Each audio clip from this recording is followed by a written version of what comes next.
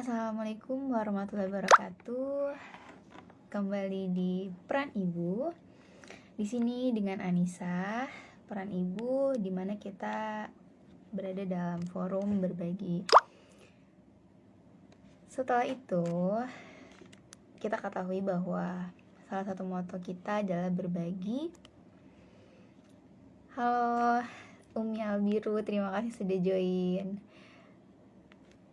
Saya lanjutkan, salah satu moto dari Peran Ibu sendiri adalah berbagi untuk bermakna. Nah, pada hari ini forum berbagi kita akan kedatangan narasumber kita. Saya bacakan dulu ya sedikit tentang beliau, nanti kita invite beliau. Nama lengkap beliau adalah Anissa Lidra Maribeth. Beliau seorang dokter dan juga dosen di salah satu perguruan tinggi. Untuk sarjana kedokteran dan juga gelar dokternya diraih di Universitas Pajajaran. Kemudian melanjutkan studi magister di Fakultas Kesehatan Masyarakat Universitas Indonesia. Nah, itu sedikit tentang beliau. Mari kita invite beliau, dan aku mau kasih judul dulu ya sebelumnya. Ini kita akan membahas mengenai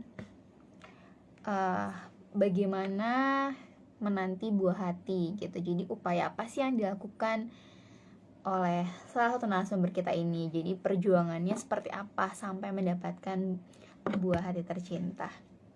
Sebentar ya, aku izin untuk menuliskan judulnya. Nah, di sini narasumber kita sudah hadir. Terima kasih Mbak Ibet. Sebelum aku invite, aku mau izin untuk memberikan judulnya dulu. Nggak apa, aku invite dulu, nanti aku kasih judul.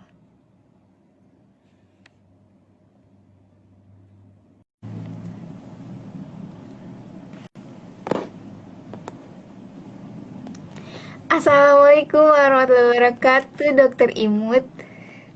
Ini kesalahan Anissa. Terima kasih ya Mbak Ibet sudah bersedia untuk berbagi pada siang hari ini, yang sebenarnya siang-siang enak kita istirahat, tapi terima kasih banyak sudah menempatkan waktunya untuk berbagi. Nah, kita udah nggak sabar nih dengar cerita dari Mbak Ibet. Tadi aku udah sedikit kenalin tentang Mbak Ibet. Nanti kalau ada yang salah dari perkenalan aku, silahkan dikoreksi. Mungkin sebelum Mbak Ibet nanti menjawab pertanyaan aku gitu, bisa Mbak Ibet untuk memperkenalkan diri terlebih dahulu. Saya persilakan Mbak Ibet untuk memperkenalkan diri Mbak Ibet terlebih dahulu. Assalamualaikum warahmatullahi wabarakatuh. Waalaikumsalam warahmatullahi wabarakatuh. Terima kasih ya Mbak Nisa, Ayu, dan teman-teman yang lain yang udah invite nih buat sharing-sharing tipis ya Mbak ya. Curcol-curcol, curhat-curhat colongan. Nanti mungkin cuma sharing pengalaman, sama nanti kalau ada ilmu-ilmunya dikit ya Mbak Nisa ya. Jadi kalau nama kita sama ya Mbak Nis, Anissa juga. Iya, jadi sekarang kita ada double Anissa di sini, karena kita sedikit information gitu, kita sekelas pada saat pasca sarjananya. Jadi karena di kelas itu ada lebih dari satu Nisa gitu, ada Nur Anissa, ada Anissa Lidra Maribeth, ada Anissa Nuraini gitu, terus ada lagi Nuraini Fauzia gitu kan. Jadi namanya tuh kayak mirip-mirip gitu. Ya. Anisanya ada 3, jadi kita memiliki nama panggilan masing-masing. Kalau Anissa yang Mbak Ibet itu Anissa Lidra Maribeth. Nah, jadi aku izin untuk panggil Mbak Ibet ya di sesi ini. Oke. Ya, nggak apa-apa, karena emang Anissa namanya pasaran ya. Jadi nama panjang tadi udah disebutin Mbak Anissa ya. Anissa Lidra Maribeth, tapi karena rata-rata biasanya dipanggil Ica, tapi Ica, Anissa kan namanya pasaran ya Mbak ya. Jadi bergantilah jadi Ibet sejak sekolah. Jadi panggilnya Ibet. Dan Mbak Ica juga kita ada juga ya di kelas kita. Ya, ada juga. Jadi tidak memungkinkan untuk dipanggil Mbak Ica gitu. Jadi kita manggilnya Mbak Ibet yang berbeda dari Anissa dan Ica-Ica lainnya gitu. Ya. Nah, ini sejujurnya ini menarik banget sih ya Mbak Ibet gitu, dimana pastinya ya namanya buah hati itu kan anugerah ya, dan ya ada yang ibaratnya segera diberikan anugerah gitu untuk mendapatkan buah hati. Kemudian juga ada yang harus diuji dulu kesabarannya untuk menanti buah hati dengan segala perjuangannya gitu. Nah, ini luar biasa karena aku mengikuti juga ya perjalanan beliau gitu, dan sedikit ada cerita itu ya Mbak ya. di Iya, beberapa jadi fase. fase-fasenya itu memang luar biasa ya pada saat kuliah itu aku melihat sendiri gitu bagaimana fasenya dan perjuangannya bahkan pada saat itu ketika kita lagi conference ya ampun aku sedih banget sih itu aku nggak apa-apa nih ya cerita ya.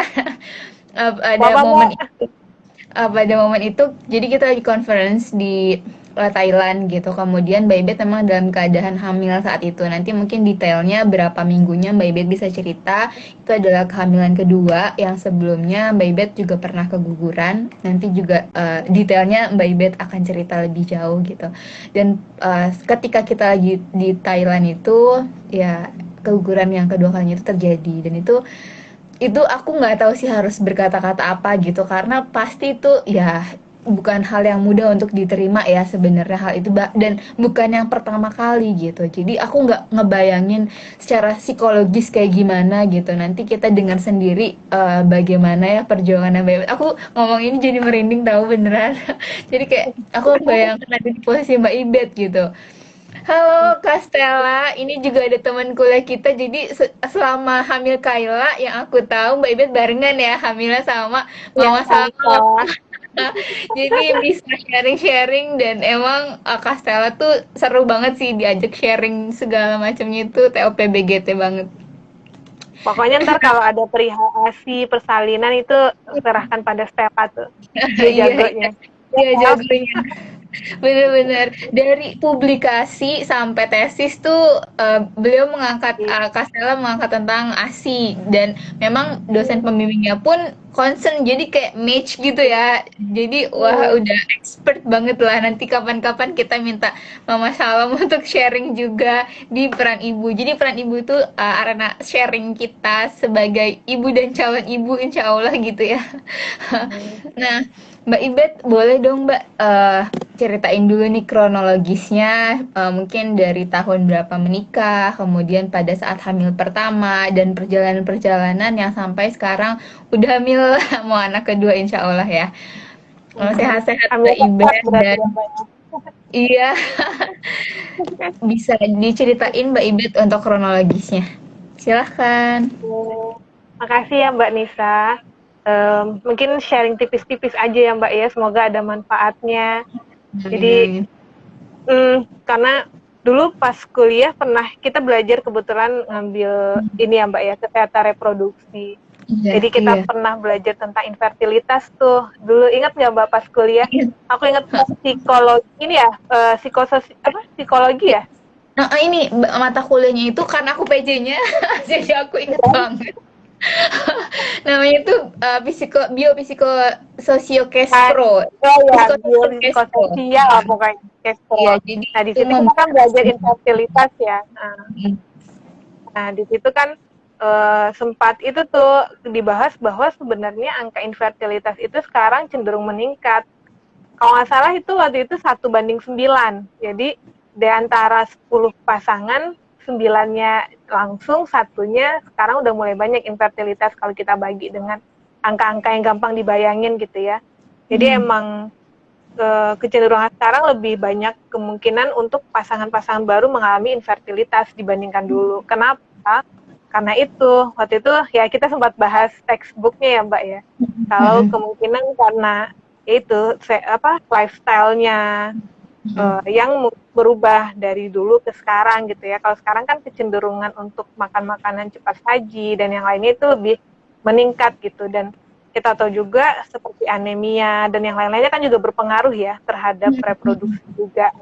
Itu juga semakin meningkat sehingga kenapa bisa dibilang sih rata-rata banyak lah kalau kita jumpai hampir ada gitu pasangan-pasangan yang mengalami infertilitas saat-saat ini. Nah, itu berawal dari situ dulu tentang program hamil kali. Jadi nah kebetulan aku satu dari 9 itu ya Mbak ya. Jadi waktu pas kuliah itu masih belum hamil tuh 2 tahun perjalanan nikah. Jadi nikah tahun 2016 bulan Mei, terus nggak hamil, akhirnya setahun kan kategori disebut infertilitas itu kalau misalkan berhubungan rutin tapi selama setahun tidak hamil secara alami gitu ya. Tapi kalau buat yang LDR yang emang ketemunya 3 bulan sekali nggak hamil itu belum tentu disebut infertilitas. karena syaratnya harus itu satu berhubungan rutin gitu ya. Nah selama setahun, nah waktu itu udah setahun lebih tidak LDR, akhirnya nggak hamil-hamil juga. Nah yang paling difikirkan itu sebenarnya dari infertilitas itu adalah aspek psikologisnya. Jadi Seru banget. gue tuh beneran perempuan gak sih kayak gitu kan, karena yang sebenarnya bikin stres itu adalah bisik-bisik tetangga tuh. Jadi kayak kok belum, atau ditanyain ini udah loh kok kamu belum gitu, padahal sebenarnya hidup tuh bukan perlombaan ya sebenarnya. Jadi kayak tidak perlu cepet-cepet lah. Nah jadi udah setahun karena kita tahu itu udah masuk kategori infertilitas, harusnya diperiksa kan. Ya udah waktu itu dilakukan pemeriksaan dan emang ada sesuatu di aku dan suami gitu.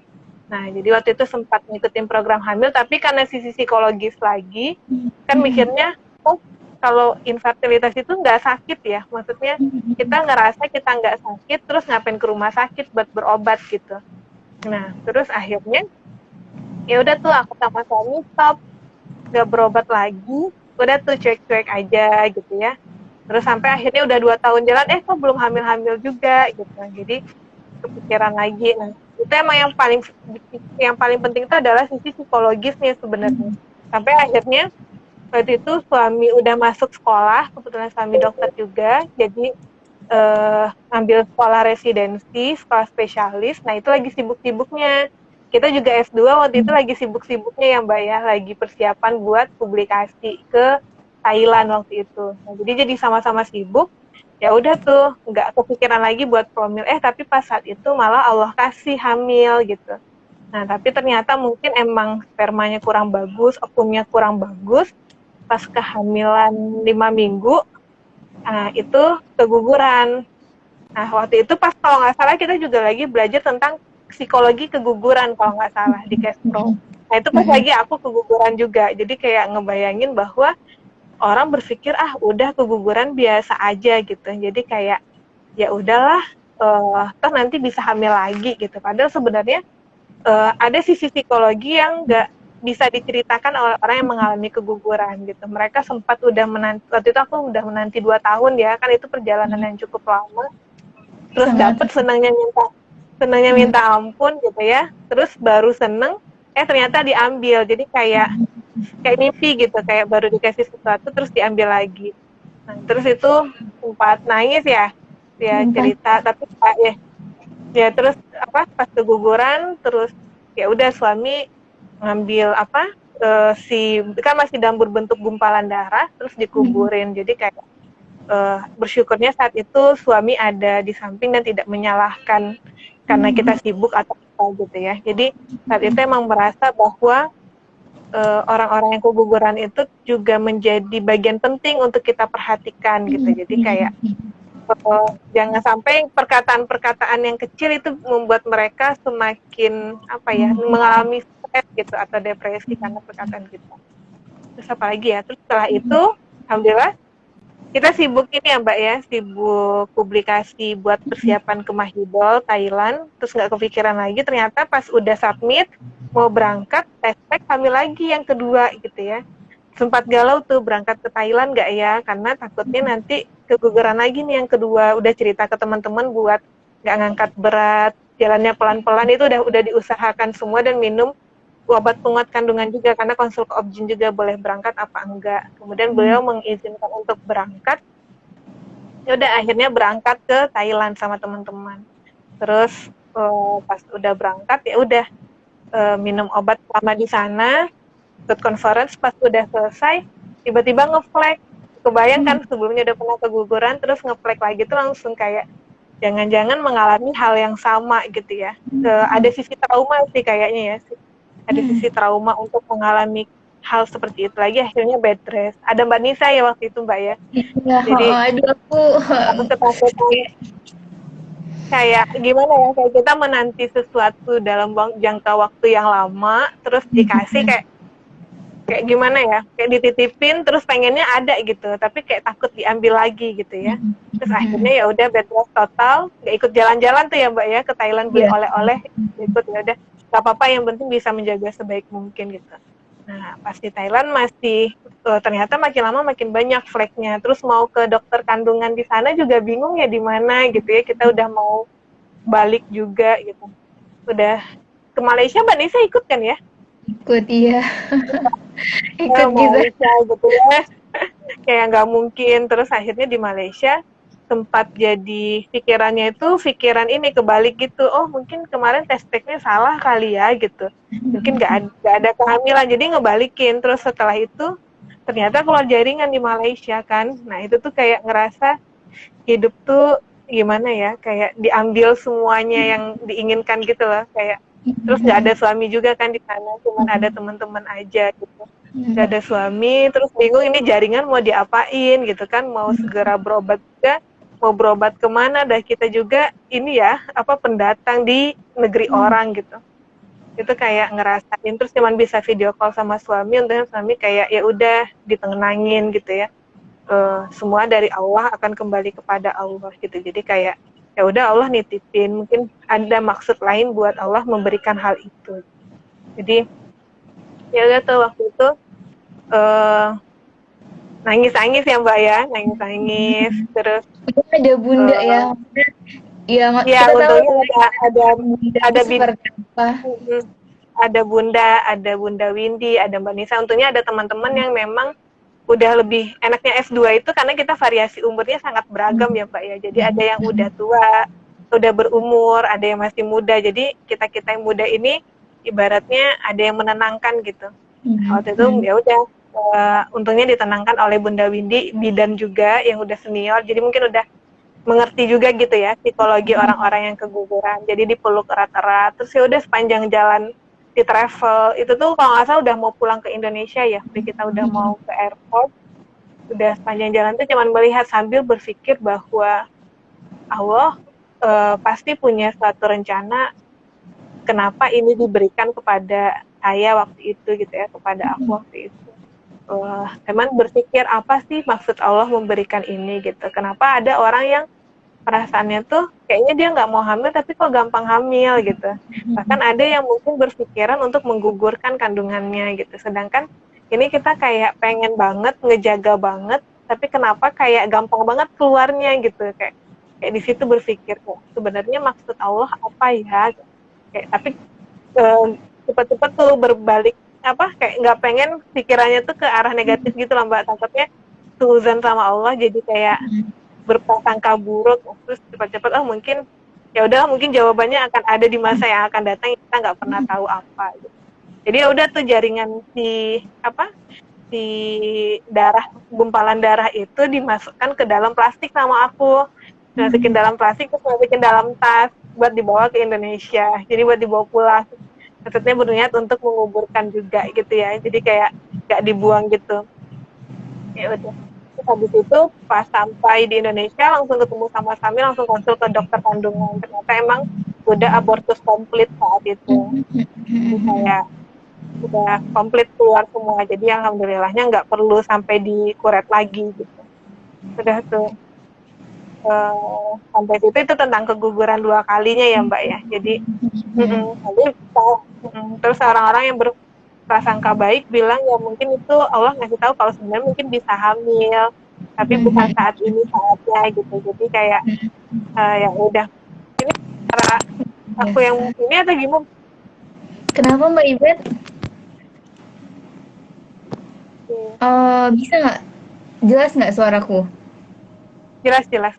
Oke, aku mau ini apa bukan mengempasis ya, cuma mau mengkonfirmasi aja. Berarti 2 kali keguguran itu komplit semua ya Mbak Ibet ya? Ya abortus komplit semua. Nah waktu itu penasaran kan kenapa bisa abortus recurrent, jadi kayak keguguran berulang gitu ya. Ternyata pas diperiksa aku ada torch juga waktu itu, setelah diperiksa kalau nggak salah apa ya yang positif, lupa deh, ada salah satunya yang positif gitu dan emang lagi aktif, jadi waktu itu dokternya menyarankan untuk menunda hamil lagi gitu, jadi disarankan waktu itu untuk menjarakkan kehamilan, ya udah kita jarakin kan. Nah terus setelah itu kok nggak hamil-hamil lagi, udah masuk tahun ketiga nikah gitu, udah mau tahun keempat kok nggak hamil-hamil juga ya, jadi penasaran kan, udah setahun lebih Terus konsul lagi tuh ke dokter kandungan. Nah, ke dokter kandungan ini juga cocok-cocokan ya kalau buat promil gitu. Jadi pas ke dokter yang pertama dibilang, dok saya mau program hamil udah lama bla bla bla, udah keguguran 2 kali. Dokternya cuma jawab gini, ya udah pasien saya juga ada yang udah nikah 8 tahun 10 tahun ntar baru hamil nanti, katanya. Tenang aja, nggak usah cepet-cepet gitu. Ada yang keguguran sampai 8 kali kok. Dijawab kayak gitu ya sebenarnya mungkin iya juga, tapi saat itu yang dibutuhkan adalah untuk menjawab pertanyaan kita gitu. Kenapa why-nya ini bisa nggak hamil-hamil gitu. Karena pasti ada sesuatu yang salah kan. Ya walaupun di luar sisi gimana Allah juga gitu, tapi pengen mengetahui apakah ada kelainan apa enggak. Nah, akhirnya ya udah, setelah dari dokter itu nyari-nyari lagi dokter sampai akhirnya ke dokter Botevilla. Dokter Botevilla yang emang subspesialis infertilitas. Jadi dia emang khusus bagian fertilitas. Spesialisnya buat fertilitas yang biasa emang menangani pasien-pasien dengan gangguan kesuburan gitu kan. Jadi pas sampai ke beliau ternyata dulu kan nggak ada polip, pas ini dilihat ternyata ada multiple polip. Jadi pas multiple polip beliau menyarankan wah ini harus dibersihin biar sebenarnya nggak terlalu ngefek ke kehamilan, tapi kita kan meningkatkan peluangnya aja, kata beliau. Terus beliau menyarankan sebuah tindakan disebut dengan histeroskopi, jadi kayak ada kamera gitu dimasukin kayak endoskopi ya, kamera dimasukin tapi dari bawah, dari vagina kita, terus tadi dilihat diteropong untuk ngeliat tuba-tubanya juga gitu ya, apakah selain polip ada lagi nggak yang lain yang mengganggu gitu. Disaranin itu sama beliau. Nah, terus waktu itu beliau menyarankan mau umum apa BPJS gitu kan. Nah, terus karena karena dia tindakannya di cover oleh BPJS, karena multiple polipnya, aku memilih untuk BPJS gitu ya. Karena kan masih mahasiswa ya Mbak ya waktu itu, jadi kayak udahlah BPJS aja. Tapi beliau tetap memberikan obat buat kesuburan gitu. Obat kesuburan, dan ternyata buat ngebesarin telur-telur gitu. Ternyata biasanya kan saat kita sebulan itu ngeluarinnya kan 1 sel telur mateng ya. Kalau nggak dibuahi mereka akan kebuang gitu. Nah waktu itu aku karena diberikan obat itu yang matangnya jadi 7. Jadi banyak banget waktu itu. Iya, terus beliau bilang, wah sayang banget nih kalau nggak dilakuin sesuatu tindakan kalau telurnya kebuang. Beliau bilang sambil ke BPJS kita insem dulu aja deh. Jadi waktu itu aku ngelakuin inseminasi. Jadi inseminasi itu kayak spermanya suami dikeluarin di luar, terus dicuci tuh dengan sebuah alat, dipilih yang kualitas terbaik.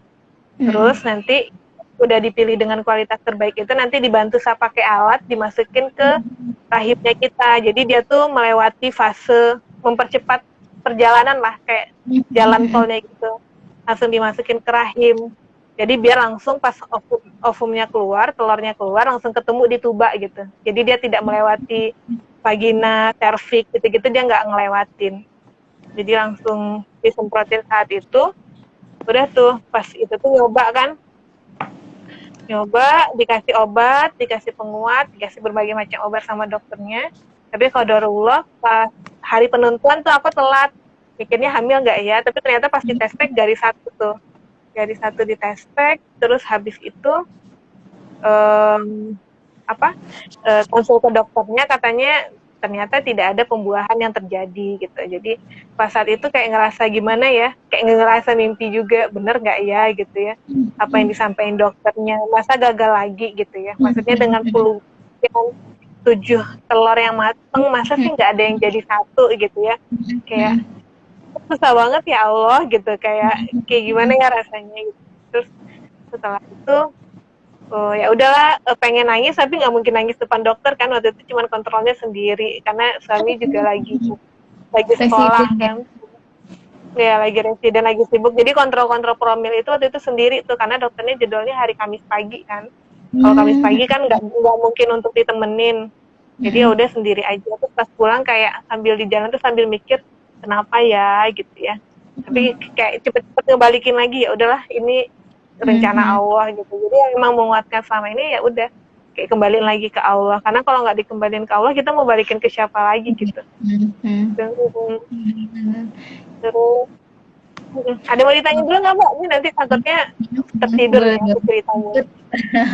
aku tanya dulu ya. Berarti sebelum aku sedikit flashback, sebelum ibaratnya yang hamil pertama, kedua dan keguguran itu memang belum promil ya. Jadi masih ya udah coba tunggu dulu aja gitu. Baru promil itu ketika setelah keguguran kedua, kemudian pas periksa ada torch dan itu penundaan kehamilan, baru ada program hamil itu. Seperti itu kah Mbak Ibet?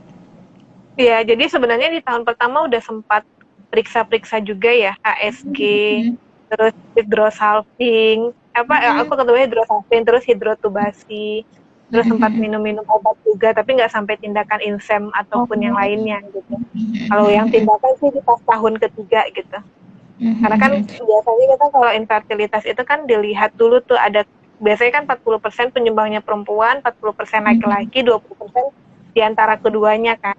Nah, jadi dilihat dulu, terus nanti apa yang bisa ditingkatkan kemungkinan perbaikan si sel telur dan sel spermanya. Kalau emang udah sama-sama bagus, sebelum ini dilihat juga kan permasalahannya di mana. Apakah di perjalanannya, apakah bentuk rahimnya yang salah atau apa yang salah gitu kan. Kan sebenarnya inseminasi itu tahap awalnya kalau mau tindakan ya. Karena dia mempercepat proses biar spermanya nggak lama-lama tuh di vagina, di cervix gitu kan, karena kan itu memperkecil kemungkinan dia bertahan gitu kan. Nah, terus setelah itu baru IVF kan, bayi tabung yang kita biasa dengar gitu. Tapi alhamdulillah sih aku nggak sampai bayi tabung, cuman nyobain si inseminasi itu aja. Terus pas ada salah satu dari touch itu kan positif tuh. Nah, untuk tindakannya kalau boleh tahu apa aja Mbak Ibet? Selain tadi penundaan kehamilan. Penundaan kehamilan sama sebenarnya ini ada beberapa pendapat, ada yang menyarankan untuk meminum antivirus, ada juga yang enggak gitu. Jadi kayak waktu itu aku konsul sama penyakit dalam dan kandungan. Dari kandungannya aku lupa deh menyarankan antivirus apa enggak, tapi pas aku konsul penyakit dalam disuruh minum antivirus waktu itu. Jadi akhirnya aku minum antivirus aja deh gitu. Biar sekalian menyingkirkan kemungkinan si virus-virusnya itu gitu. Kalau penundaan kehamilannya berapa lama ya Mbak Ibet dianjurkannya pada saat itu? Biasanya 3 bulan. Oh. 3 bulan. Jadi dijarakin 3 bulan karena berharap udah recovery nih badan kita buat sehat fit lagi gitu. Jadi si virus-virus yang mati dalam 3 bulan itu. Berarti pada saat yang tadi ya cerita ada 7 sel telur yang bagus, tapi ternyata pas udah insem juga itu belum jadi. Nah, kemudian cerita selanjutnya pas mendapatkan Kayla itu apakah dibantu insem juga atau gimana Mbak Ibet? Nah, jadi waktu itu setelah itu apa nih ya? Oh ya, setelah itu baru tindakan si histeroskopi itu, tindakan operasi kan waktu itu. Baru tuh dibersihin polipnya, dibersihin rahimnya pakai sesuatu cairan dari dokternya gitu. Terus setelah itu udah belum juga kan habis itu. Nah, setelah itu kan kontrol-kontrol aja. Jadi beliau cuma memberikan obat-obat aja, belum ada tindakan lagi sampai akhirnya COVID. Tidak bisa untuk promil lagi gitu ya. Jadi akhirnya COVID ya. Dan kebetulan waktu itu aku kontrolnya di Rumah Sakit Persahabatan, yang dimana jadi rujukan COVID, jadi poliopginnya ditutup waktu itu.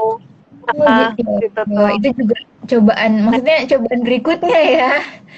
Ya, jadi setelah itu sebenarnya setelah tindakan histeroskopi, aku kebetulan sama suami ya udahlah cobain umroh deh, doa sama Allah, maksudnya kita merasa bahwa kita bisa ikhtiar, tapi yang menentukan apakah akan memberikan atau tidak kan yang di atas ya, Allah yang menentukan. Jadi kayak sebesar apapun usaha kita, kalau kata Allah enggak ya enggak gitu, tapi kalau kata Allah ya ya iya, ya udah kita mencoba berbagai usaha, dari kesehatan iya, dari religinya juga iya nih gitu. Jadi kita coba umroh waktu itu sama suami berdua. Ya udah mencoba untuk minta sama Allah di sana gitu ya. Nah, kebetulan itu ketemu anak kecil perempuan gitu, dalam hati kayak ya Allah pengen kayak gini gitu. Kayak gitu doang perempuan kan, kayak ternyata Allah ijabah kan dengan adanya Kaila sekarang. Iya, Jadi kayak perempuan. dan suami waktu itu juga bela-belain buat ke tempat yang diijabah tempat-tempat yang ada hadisnya diijabah doanya di sana gitu ya, buat meminta keturunan. Itu ikhtiar dari sisi religinya. Nah setelah itu kita kontrol ke dokternya, tapi sampai akhirnya COVID kan nggak bisa. Jadi setelah itu aku dan suami berpikir untuk ya udah deh, stop dulu aja, istirahat dulu gitu kan. Dia ngebenerin pola makan sama olahraga waktu itu. Jadi kan sebelumnya makannya masih sembarangan tuh, masih suka jajan-jajan yang nggak benar, makan yang enak-enak gitu ya. Nah, waktu itu kita benerin dengan makan yang lebih benar, banyakin makan sayur, buah, terus ngurangin tepung-tepungan, goreng-gorengan. Jadi kayak waktu itu program diet gitulah. Jadi bukan dalam rangka nggak makan sama sekali, nggak, tapi mengatur pola makannya biar lebih seimbang. Sama waktu itu ngelibatin olahraga juga. Jadi kayak kita coba olahraga rutin juga pagi sama sore. Jadi waktu itu aku badan, suami juga turun berat badan. Jadi kayak mencoba lifestyle yang lebih sehat lah. Kadang kita kan tahu tapi nggak mau ngerjain gitu ya. Jadi kayak tahu ini sehat tapi ntar aja deh ngerjainnya. Nah pas saat itu sama waktu itu kebetulan Ramadan kan habis COVID ya. Sebulan Ramadan kan kita ini ya, masuk Ramadan, pas di Ramadan ya udah aku sama suami juga puasa kan, kita puasa, benerin pola makan, terus gak tau waktu itu kayak ngerasa lagi dideketin aja sama Allah gitu, kayak memperbanyak ibadah, kayak tahajud bareng sama suami, terus doa bareng, kayak merasa ya Allah kita udah usaha, ya mungkin usahanya gak sehebat orang-orang di luar sana gitu ya, tapi kita pengen ngerasain gimana rasanya punya anak seperti orang-orang gitu. Terus baca banyak yang nunjukin baca surat Maryam gitu kan. Terus kita sama kami coba baca surat Maryam, di situ kayak Nabi Zakaria bilang bahwa dia pun sudah sampai tua, sudah sampai keriput, sudah sampai lemah badannya gitu.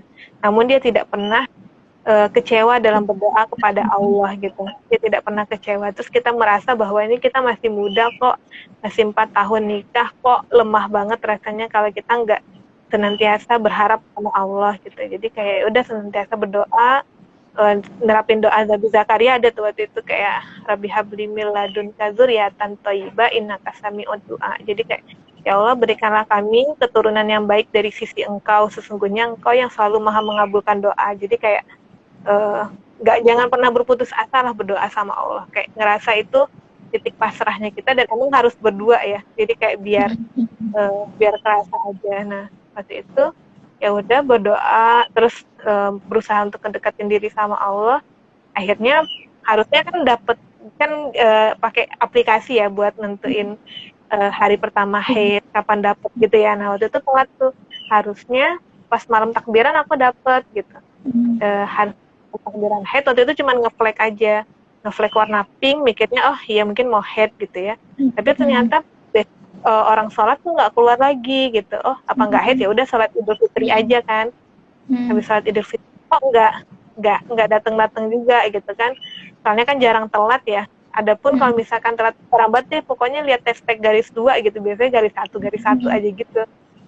Ya terus habis itu cobain hashtag tuh pas lebaran pertama, ternyata garis 2, terus kayak langsung sujud syukur sama suami gitu, kayak pas hari lebaran Allah berita bahagia gitu. Jadi kayak hari kemenangan dan beneran merasa kayak Allah pasti akan mengijabah. Kayak ingat gitu suami pernah bilang kalau doa itu nggak akan pernah ditolak sama Allah kok gitu. Jadi doa itu pasti akan dikabulkan, cuman perihal bentukannya apa gitu, apakah akan dijawab sesuai dengan doa kita, atau apakah akan ditunda dulu karena bukan waktunya yang terbaik, atau akan diganti sesuatu yang lebih baik gitu. Jadi 3 hal itu doang pasti Allah jawab gitu. Jadi aku yakin aja sama hal itu, dan mungkin emang waktu itu adalah waktu Allah menjawab doa aku gitu. Jadi selama 4 tahun berdoa, ya mungkin Allah menunda karena Allah tahu mungkin kalau misalkan punya anak pas lagi kuliah mungkin siapa yang jagain gitu ya, atau apa gitu ya, atau hal-hal lain yang mungkin hanya Allah yang tahu gitu, sedangkan kita taunya pas udah dikasih sama Allah. Itu sih ya Mbak ya. Wow, Masya Allah, benar-benar hari kemenangan ya. Berarti kayaknya pas malam takbiran itu nidasi mungkin ya, jadi ada flagnya. Iya, kayaknya kemungkinan itu. Jadi flagnya warna pink, beda sama kalau flag Mohed kan warnanya coklat ya. Heeh, heeh. Oh, heeh. Karena aku belum pernah flag hamil aja, belum mau hamil. Jadi aku taunya flag ketika mau mendapatkan menstruasi. Nah, aku mau kepo ini Mbak. Kan ya menurut aku sih itu bukan suatu journey yang mudah ya gitu. Harus sabar, kemudian saling menguatkan dengan suami. Nah, apa aja sih upaya yang Mbak Ibet lakukan untuk sama-sama saling menguatkan satu sama lain gitu kan? Nggak apa ya maksudnya ya itu bukan hal yang mudah gitu, kemudian juga pasti bukan hanya dari ibadah internal kita pun kita bertanya gitu kan di dalam diri kita sendiri, terus ada yang julid-julid di luar sana gitu, itu udah di luar kontrol kita gitu. Nah, bagaimana diri ini mengontrol hal-hal yang tidak bisa dikontrol gitu, yang maksudnya bukan mengontrol ya, yang tidak bisa dikontrol, yang nggak dikontrol, cuma kita mengontrol diri kita yang bisa dikontrol kayak gitu. Boleh diceritain Mbak Ibet? Terima kasih, ini ada Uti Rifa yang Iya, ikut sharing ada kita. tadi ada ini juga ya, ada dokter Syasha juga teman aku, Oh iya ada iya iya dokter tadi juga. Buyut. Iya, ini banyak nih, ada kakak-kakak yang lain sih, ada Stella juga tadi ya. Stella juga tadi join. Sama Bang itu suaminya Ayu namanya siapa tuh lupa aku. Bang Udif ya namanya ya, Mas Udif, bukan Bang, karena orang orang Jawa jadi Mas Udif.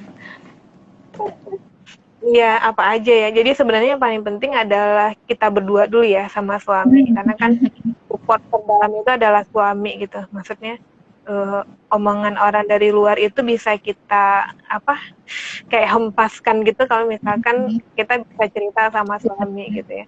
Jadi kayak dulu tuh sering gitu tuh kalau tiap bulan pasti selalu minta maaf gitu ke suami, maaf ya, belum hamil, maaf ya, pasti kayak gitu. Terus suami selalu bilang nggak apa-apa toh, yang ngasih kehamilan itu bukan kita, maksudnya nggak kita kok, ya itu kan perihal penciptaan ya, itu hak prerogatifnya Allah, hak mutlaknya Allah mau ngasih apa enggak. Jadi jangan pernah menyalahkan diri sendiri hamil ataupun tidak gitu, kayak eh, jangan pernah merasa bahwa ini nggak hamil karena kita tok doang, enggak gitu. Pasti itu udah ditentukan oleh Allah. Jadi kayak suami bilang ya nggak apa-apa gitu. Toh ini pasti yang terbaik dari Allah gitu. Jadi kayak hampir setiap bulan tuh selalu ngeliat kalender, terus nanti kalau ternyata dapet terus langsung kayak dunia tuh hancur gitu. Jadi kayak ya Ya, gitu kan. Kayak kayak lampu apa, kayak dapat raport merah gitu loh, kayak iya raport merah lagi gitu ya.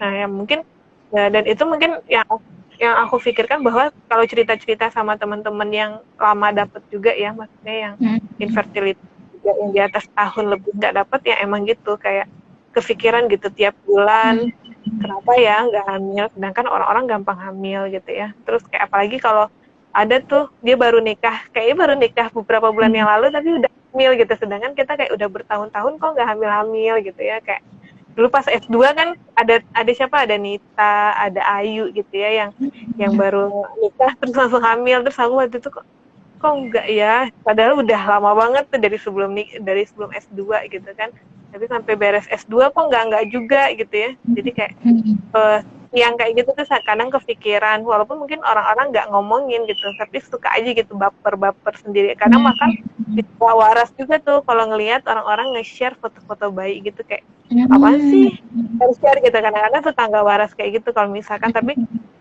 cepet-cepet dibalikin lagi gitu. Ingat ini, aku suka ingat bahwa pesan Umar gitu, bahwa takdir kita tidak akan pernah kabur gitu loh. Jadi kayak sesuatu yang menjadi takdir kita tidak akan pernah pergi dari kita gitu. Jadi kayak ya udah, kalau emang belum takdir kita punya anak, ya ngapain harus cemburu gitu sama takdir orang gitu. Jadi kayak kalau misalkan kayak kalau yang belum nikah ya udah nggak usah cemburu sama yang udah nikah. Kalau yang belum punya anak nggak usah cemburu sama udah punya anak. Kalaupun yang udah apa, yang udah kaya nggak usah yang belum kaya jangan cemburu sama yang udah kaya gitu. Maksudnya rezeki kita punya takarannya masing-masing, ya itu udah ditetapkan jauh sebelum kita lahir kan.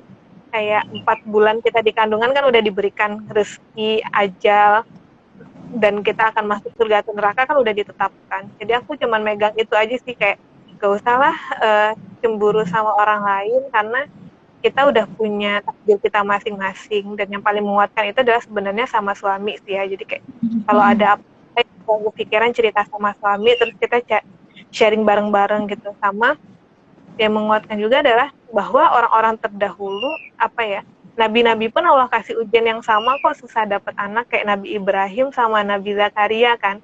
Mereka kurang amalan apa gitu kalau dibandingin aku mah gitu. Jadi kayak mereka udah dijamin masuk surga, udahlah nabi, terus dapat anaknya juga susah gitu. Jadi kayak ya udah, berarti kalau kita tetap berusaha semaksimal mungkin, sebaik mungkin, ya semoga aja kita bisa jadi pengikut mereka gitu. Jadi orang yang bisa meneladani mereka, yang kayak gitu aja sih. Sama usaha-usaha lain tetap secara medis, karena kan kita karena aku suami dokter ya, ngerti medis juga. Ya kita tetap tidak mengukiri untuk kayak nggak cuman ya udah se-Allah aja, nggak juga, karena kan kita juga diminta akan ditanya tentang ikhtiar kita kan, mau punya anak ikhtiarnya apa gitu ya. Ya udah ikhtiar semaksimal mungkin, dan sisanya ya udah diserahin ke Allah gitu sih, Mbak Nis. Masya Allah, aku sedikit rangkum ya dari pertama tadi.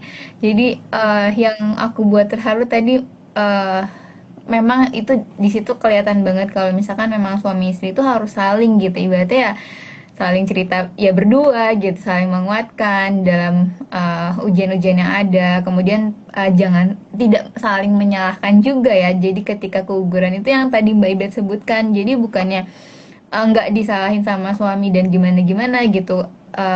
Dan ibaratnya Mbak Ibetnya pun tidak menyalahkan suaminya, yang sama-sama ibaratnya kita berdua sibuk nih gitu kan. Jadi tidak ada pihak yang sama-sama menyalahkan atas apa yang ada dalam kehidupan atau kejadian yang dijalani berdua gitu. Nah itu tuh suatu hal yang Masya Allah ya, luar biasa banget gitu. Jadi di situ memang harus saling gitu untuk menjalani ujian itu gitu, karena itu ya ujian berdua ya.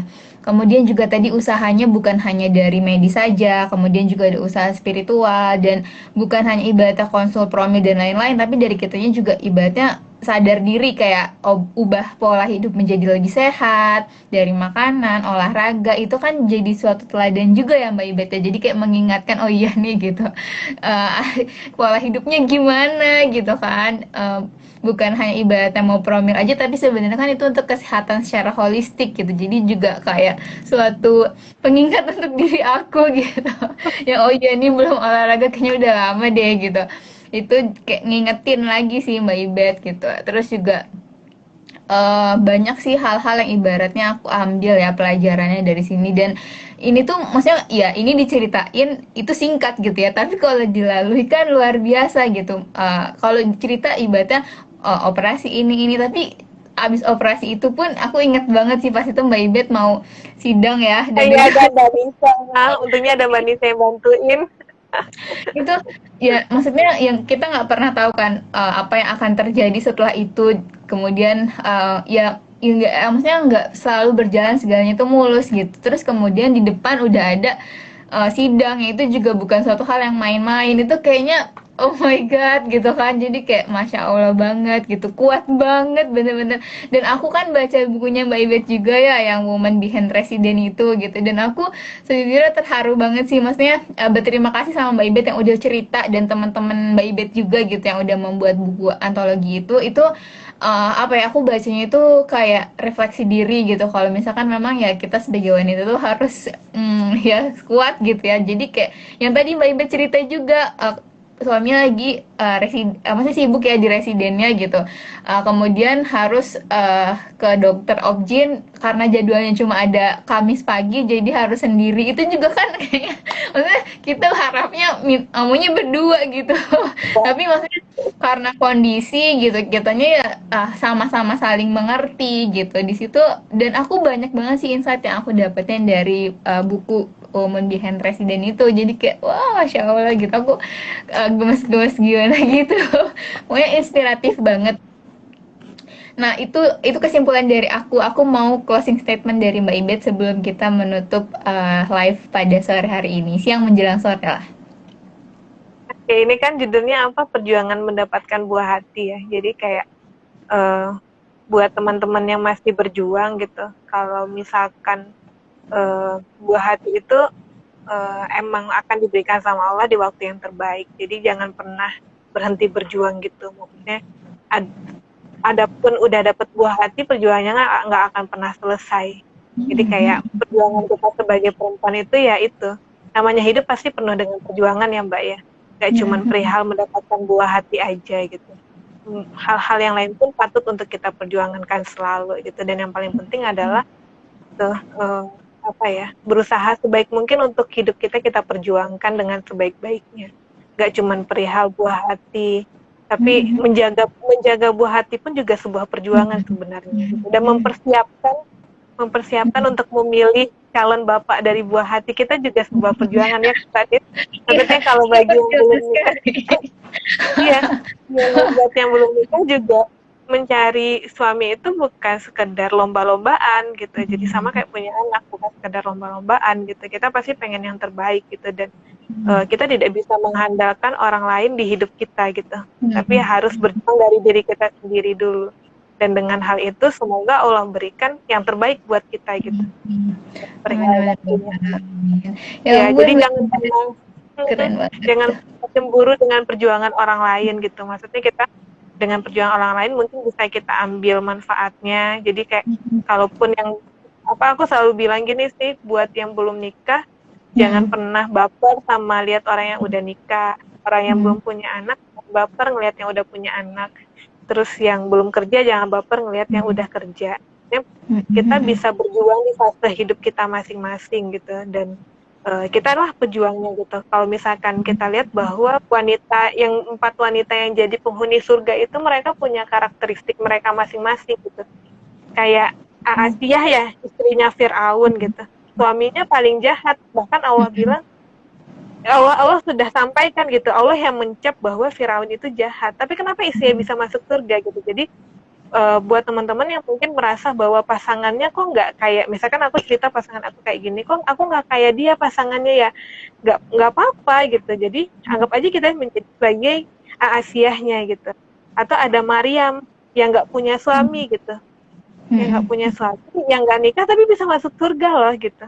Ada juga Khadijah bersama Muhammad gitu ya, yang emang pasangan baik dan mereka bisa masuk surga. Ada satu lagi Fatimah ya, anaknya Rasulullah gitu. Jadi kayak setiap kita punya, jadi ada pun yang suaminya jahat, yang nggak yang kayak Aisyah juga nggak punya anak ya, yang nggak punya anak, yang nggak punya suami, semua bisa masuk surga gitu. Jadi kayak perjuangan hidup kita ya, semoga kita bisa mengikhtiarkan dan tidak memanfaatkan yang terbaik yang kita punya gitu. Jadi tidak cemburu dengan orang lain. Gitu aja sih. Jadi semoga yang sedang berjuang, semoga Allah mudahkan perjuangannya dan jangan pernah berhenti. Amin amin. Ya Allah, terima kasih ya Mbak Ibet. Dan aku tadi tersentuh juga ya sama kata-katanya yang ketika Mbak Ibet keguguran, terus ada yang bilang ya itu berarti tanda kalau misalkan sebenarnya kamu itu bisa hamil tapi belum waktunya aja. Itu kayak wow gitu, itu kayaknya bagus banget gitu. Kata-katanya tuh bener-bener kalau aku ibaratnya jadi Mbak Ibet di saat itu tuh menyentuh sekali gitu, dan itu sangat menguatkan sih gitu. Ya Allah, inspirasi banget Mbak Ibet, terus menebar inspirasi ya, panutan banget. Aku juga banyak belajar sejujurnya dari Mbak Ibet ya, alhamdulillah ya, aku pernah mengenal gitu, bertemu Mbak Ibet, mengenal Mbak Ibet dan teman-teman semua gitu. Itu kayak anugerah sih buat aku gitu. Aku masuk Cashpro itu kayak aku bener-bener punya keluarga lagi, maksudnya punya keluarga baru gitu. Itu kayak aku anugerah banget, dan banyak banget aku belajar kebaikan, kebenaran, dan inspirasi-inspirasi lainnya dari teman-teman Cashpro gitu. Itu kayak aku pengen peluk erat-erat satu-satu gitu. Itu keren banget sih, Masya Ya Allah. Mbak Nisa udah banyak bantuin aku. Sama-sama. Lagi pas mau sidang kemarin waktu itu tuh, ya Allah, kalau nggak ada Mbak Nisa, nggak ada Rifa tuh nggak kebayang tuh sidangnya gimana. Alhamdulillah semuanya dilancarin, dimudahin, dan izinkan oleh Allah juga membantu. Sekali lagi terima kasih ya Mbak Ibet. Mohon maaf kalau ada kata-kata yang salah-salah. Terima kasih teman-teman semua yang udah join. Terima kasih Mama Albiru yang sudah uh, ber-effort ya, maksudnya menyediakan wadah ini gitu. Ini keren banget. Semoga tetap sustain dan menebarkan inspirasi, berbagi untuk bermakna. Saya akhiri, Anissa, mohon maaf apabila ada kesalahan dari kita dan juga dari peran ibu. Sehat-sehat untuk kita semua. Semoga kita semua sehat, bahagia, dan keluarga ya tentunya, serta sejahtera di dunia dan nanti di akhirat kelak. Amin amin ya rabbal alamin. Assalamualaikum warahmatullahi wabarakatuh. Assalamualaikum warahmatullahi wabarakatuh. Makasih ya Mbak Nis. Ya, Peran Ibu. sama-sama. Sampai jumpa di Ya, kesempatan atau di kan lain waktu. Tutup ya. ya.